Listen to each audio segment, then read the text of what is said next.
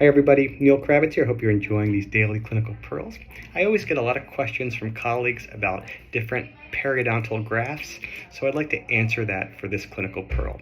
In our office, we'll refer for both an autograft and an allograft. An autograft is the gold standard that is taken from the same person, typically harvested from the roof of the mouth.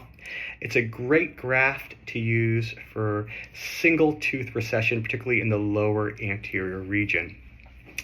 An allograft is from someone else's body, from cadaverous tissue.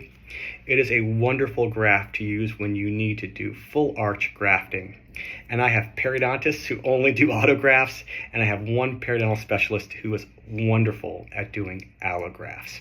So when will I refer for one versus the other? Well, one, I will certainly let the periodontist decide, but I am typically referring for an autograft when it is a single tooth, maybe a lower incisor, or an upper canine, or perhaps an upper molar region. Remember, patients will typically get recession on the left side in areas where there's prominent roots like the canine or premolar or the molar region because of the heavy brushing when they're right-handed. So you'll see a lot of left side recession. I like doing an allograft when a patient has generalized attachment loss, such as a thin tissue phenotype. Those patients really need full grafting, and doing multiple autografts would not be possible or comfortable. Now here's the pearl here. You need to make this referral before the start of orthodontic treatment.